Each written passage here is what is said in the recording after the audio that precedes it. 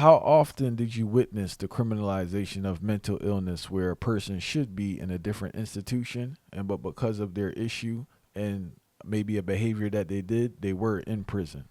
How often did I came in contact with that? If I had to throw a percentage out there, uh, where it was clear that this person had a mental health diagnosis, it's upwards in the 70s, right? And then those undermining things that people don't know about, it goes all the way into the 90s, But when you're in isolation and you're in what they call the hole, you're actually seeing people who are in the most exasperated circumstance or condition. It's the worst of the worst. So even though there might be somebody who can kind of get away because they're taking medication to be on general population or whatever the case may be, you got some people who are still taking medication but can't be on general population. I had a guy who literally will go crazy in the cell, banging and keeping you up. You got to remember that's part of the psychology. These guys he's been in the hole for 5 years straight. I know another guy that was in the hole for 13 years straight, but he believes fire come out of his hands. He's going crazy talking That's about not a human rights violation. There's no time frame where back like in this you time. only could be. Back in this time, I know that they got different laws that's come out on the books to push people out of those conditions. But back at this time, there wasn't a lot of reform that was taking place.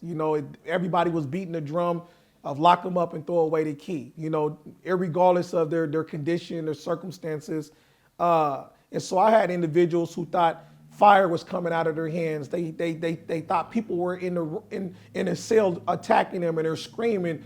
I got individuals around me who are actually committing suicide because the conditions are too harsh. I had a gentleman, like I said, above me who was banging on the lower part and screaming through the vent, because that's part of the communication system, to stand on your sink and communicate through the vent. But I wasn't talking to him because he was, considered, like a weirdo. That's what they would say back in those days, and he wanted somebody just to communicate with. So I would ignore him, and so he would just jump on the floor for hours and bang on the vent. I wouldn't give him no time of day because I'd be talking to my other partners, but I'm like, man, he's keeping me up. And then he'll get tired of that. And back in that time, they'll give you little golf pencils to be able to write maybe letters. You can only have 5 sheets of paper. So you got to know you better learn how to write real neat and real small and use both sides of those papers, right? It's all these things. You couldn't trade, borrow, lending, or trading. So if you wanted one of your friends to have a book or they wanted you to have a book, you have to break down a 300, 400 page book in increments or segments and wrap it around what we call a fishing line.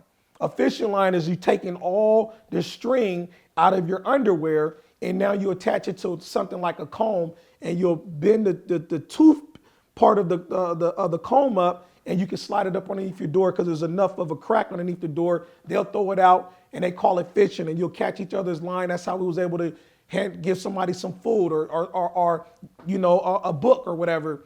Your book it's going to get broken down in segments, right? And then you got other people who got mental health conditions who will throw their lines out just to impede the opportunity of you guys coming together, right?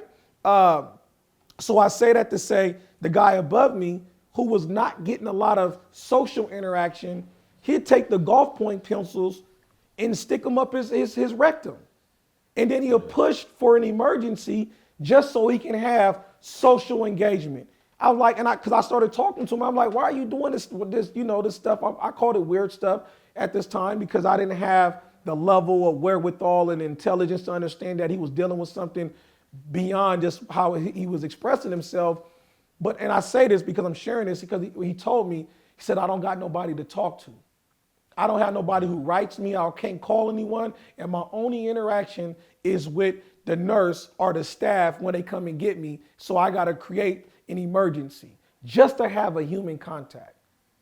That's the level of the impact that it has on one's psychology, and also the fact that there's people with all kind of mental health disorders, that the penal system is housing folks who have clear mental health disorders.